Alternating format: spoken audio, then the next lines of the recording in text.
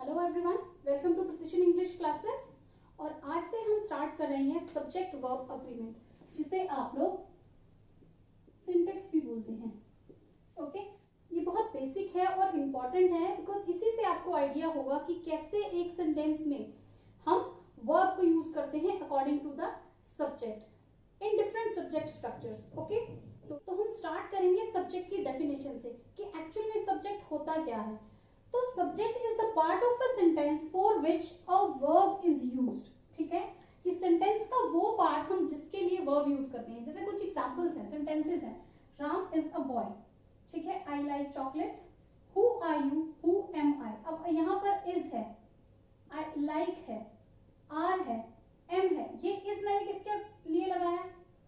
ठीक है, राम के लिए, राम के अकॉर्डिंग, और चॉकलेट लाइक आई के अकॉर्डिंग, आर यहाँ पर यू के अकॉर्डिंग लगा, और एम यहाँ पर आई के अकॉर्डिंग लगा है। ठीक है, तो सेंटेंस के जिस पार्ट के लिए हम वर्ब यूज करते हैं उसे हम क्या कहते हैं? सब्जेक्ट कहते हैं। तो हमारा यहाँ पर सब्जेक्ट क्या हो गया? राम। यहाँ पर सब्जेक्ट क्या है?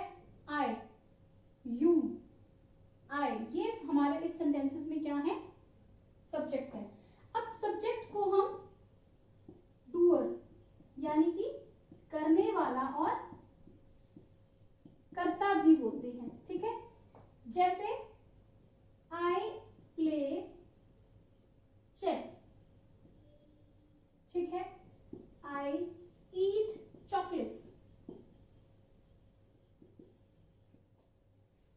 ओके, तो अब यहां पर देखिए, आई प्ले चेस कि मैं शतरंज खेलती हूं।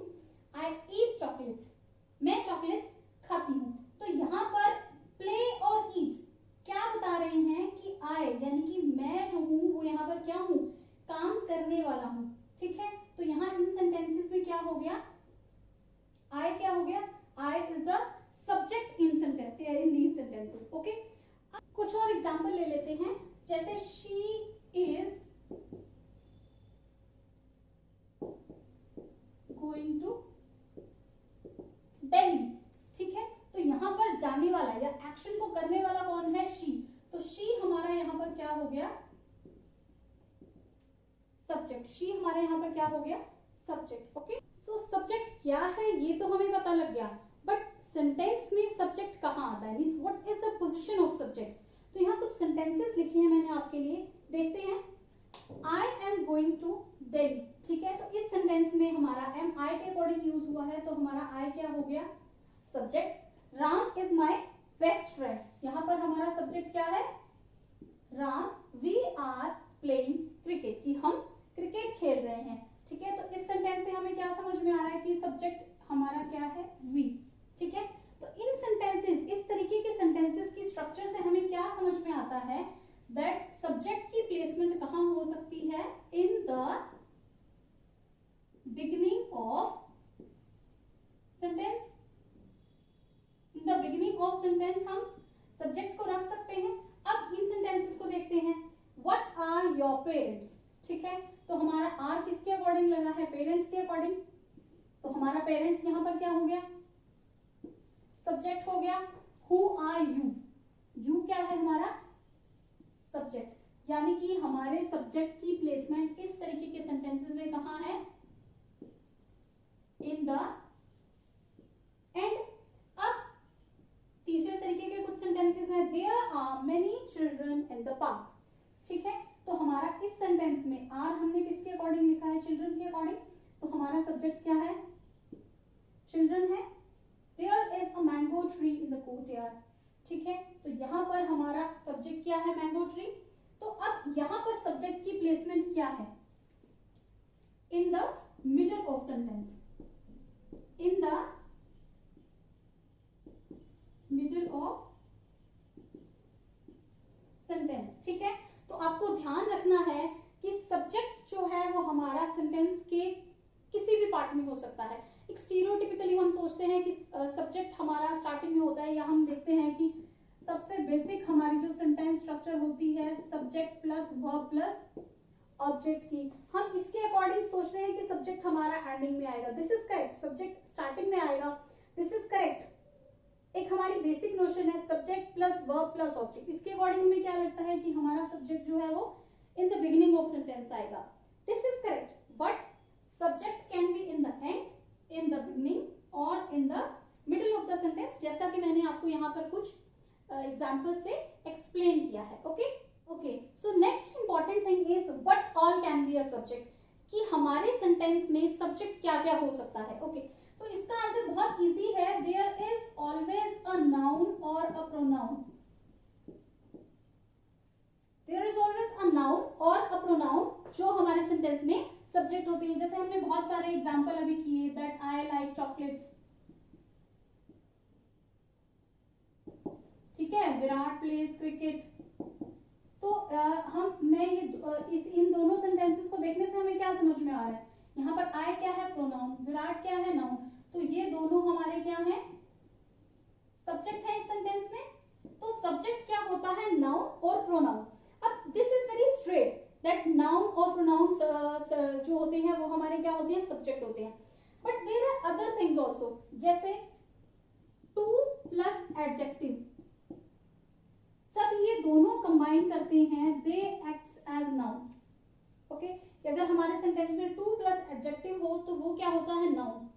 ठीक है, तो वो भी सब्जेक्ट हो सकता है. यस, वो भी सब्जेक्ट हो सकता है. जैसे द पुअर ऑलवेज सफर, ठीक है, कि गरीब आदमी जो है वो हमेशा वही भुगतता है हर चीज को. अब यहाँ पर द के साथ मैंने एडजेक्टिव लगाया, ऑलवेज सफर, तो ये जो है ये this collectively is a noun. लेकिन क्वेश्चन गोज बैक कि सेंटेंस में सब्जेक्ट तो नाउन ही हो सकता है. तो अब और क्या क्या सब्जेक्ट की तरह एक्ट करते हैं सेंटेंस में, ठीक है. अब जैसे जीरंड, जीरंड क्या होता है, वर्ब प्लस आईएनजी, ठीक है. ये भी एक्ट करता है सेंटेंस में कई बार नाउन की तरह, तो इसीलिए ये भी हमारा सब्जेक्ट हो सकता है. जैसे dancing is my hobby, swimming is good for health, ठीक है. अब यहाँ पर क्या हो गया, वर्ब प्लस आईएनजी, ये क्या है, हमारा सब्जेक्ट है. इसी तरीके से इंफिनिटिव, इंफिनिटिव क्या, two plus first form of the verb, ठीक है.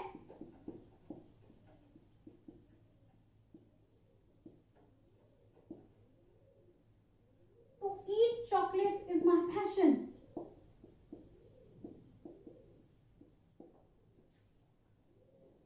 ठीक है. To play with Virat is my dream.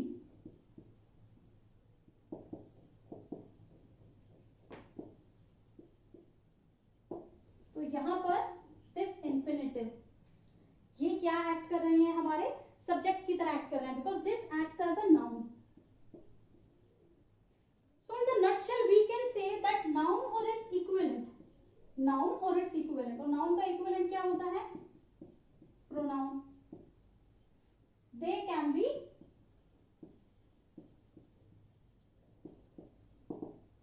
subject in a sentence. Okay, अब हम बात करते हैं verb की, ठीक है. verb क्या होता है, verbs are action words which denote action. play, eat, sing, dance, sleep, ये सब क्या है, हमारे एक्शन वर्ड्स होते हैं, और इन्हीं को ही हम क्या कहते हैं, वर्ब, ठीक है. अब वर्ब दो तरीके की होती है, सिंगुलर एंड प्लूरल, ठीक है. सिंगुलर फॉर्म में वर्ब क्या होती है, that first form of verb combined with S और ईएस, इसे हम क्या कहते हैं, सिंगुलर वर्ब कहते हैं. जैसे राम प्लेज क्रिकेट, तो हमने यहां पर प्ले के साथ क्या लगाया, एस लगाया, तो दैट मीन्स ये हमारी क्या है, सिंगुलर वर्ब है, ठीक है. और सिंगुलर हेल्पिंग वर्ब्स क्या हो जाती हैं, इज, was और has, had, हमारी क्या है, सिंगुलर हेल्पिंग वर्ब.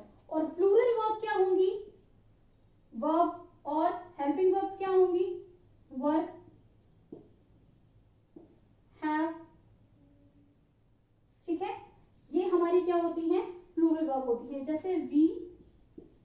प्ले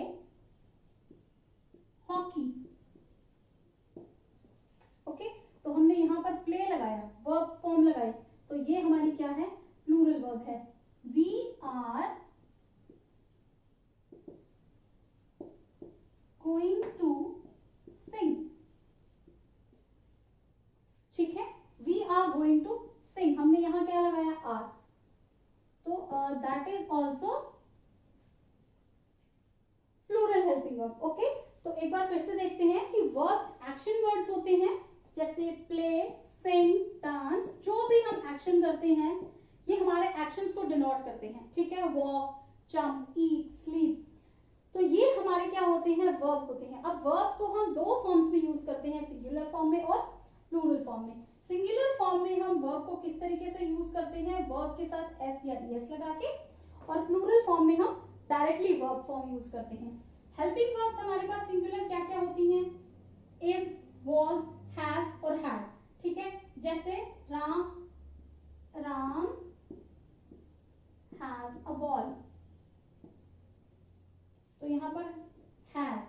ठीक है, she was going to New York, तो हमने यहां पर वॉज क्या लगाया, शी के अकॉर्डिंग लगाया। So these all are examples of singular helping verbs. और डायरेक्टली जब हम वर्ब फॉर्म यूज कर रहे हैं, जैसे वी प्ले हॉकी या we are going to sing, we are playing chess, we have won the match, we have won the match, तो यहां पर हम क्या देख रहे हैं, have। Now coming to the topic subject verb agreement, हमारा टॉपिक क्या कहता है कि सब्जेक्ट और वर्ब का क्या अग्रीमेंट है। ठीक है, तो सिंगुलर सब्जेक्ट के साथ सिंगुलर वर्ब यूज होती है। यहां जब मैं सिंगुलर वर्ब बोल रही हूं तो that mean singular helping verb also. और प्लूरल सब्जेक्ट के साथ हम क्या यूज करते हैं,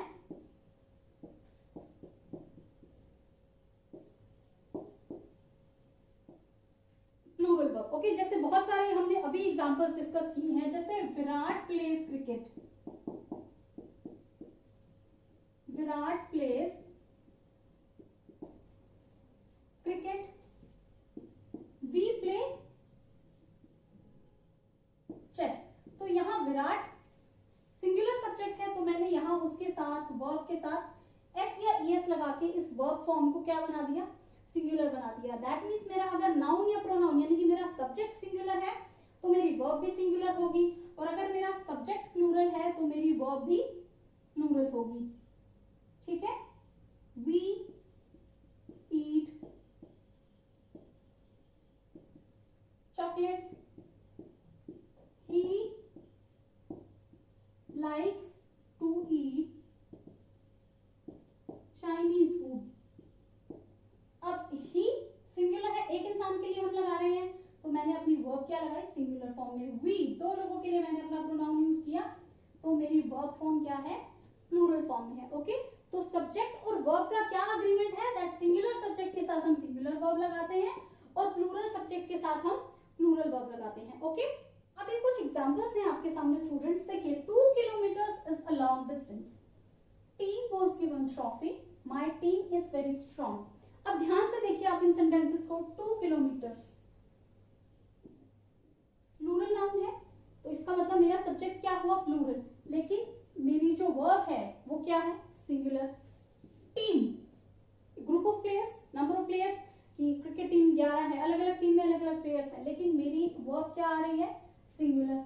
अगेन माय टीम इज, तो अभी हमने डिस्कस किया दैट अगर हमारा सेंटेंस सिंगुलर है तो हमारी वर्ब भी सिंगुलर होगी, और अगर हमारा सब्जेक्ट प्लूरल है तो हमारी वर्ब भी क्या होगी, प्लूरल। बट यहाँ पर हमारा सब्जेक्ट प्लूरल है लेकिन हमारी वर्ब क्या है, सिंगुलर, तो इसे हम कहते हैं नोशनल अग्रीमेंट। क्या कहते हैं, नोशनल अग्रीमेंट।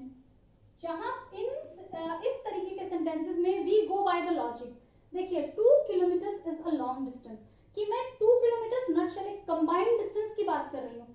ठीक है, कि 2 किलोमीटर एक लंबा डिस्टेंस है। ठीक है, तो मैं इस सेंटेंस में लॉजिकली जाऊं तो मैं एक डेफिनेट एक दूरी की बात कर रही हूँ। ठीक है, तो यहाँ पर इसी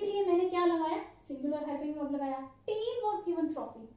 अब टीम, पूरी टीम ने मैच जीता और उसको इकट्ठे ट्रॉफी दी गई, ठीक है। तो टीम एक ग्रुप ऑफ प्लेयर्स हो सकता है, लेकिन मेरे यहाँ पर हम क्या बात कर रहे हैं, हम बात कर रहे हैं टीम की एज अ यूनिट, तो इसीलिए हमने उसके साथ क्या लगाई, एक सिंगुलर हेल्पिंग वर्ब लगाई। Similarly my team is very strong में भी मैं अपनी टीम में एक यूनिट की बात कर रही हूँ जो स्ट्रांग है, तो इसीलिए मैंने उसके साथ क्या लगाई, सिंगुलर हेल्पिंग वर्ब लगाई, ठीक है। अब देयर आर डिफरेंट रूल्स, अलग अलग तरीके के सब्जेक्ट्स के साथ ये बेसिक रूल्स हैं, दिस इज द फाउंडेशन। अब इन रूल्स के साथ हम कुछ एडिशनल रूल्स डिस्कस करेंगे जिनके ऊपर हमसे एग्जाम में बार बार क्वेश्चन पूछा जाता है, ठीक है। तो इन द कमिंग लेक्चर्स हम डिटेल में डिस्कस करेंगे वो क्या क्या रूल होते हैं। तो आई होप आपको आज की वीडियो पसंद आई है, तो अगर आपको पसंद आई है तो आप इसको अपने फ्रेंड्स के साथ शेयर कीजिए, और अगर आप चैनल पे फर्स्ट टाइम विजिट कर रहे हैं तो चैनल को जरूर सब्सक्राइब कर लीजिए। Thank you for watching, thank you and have a nice day.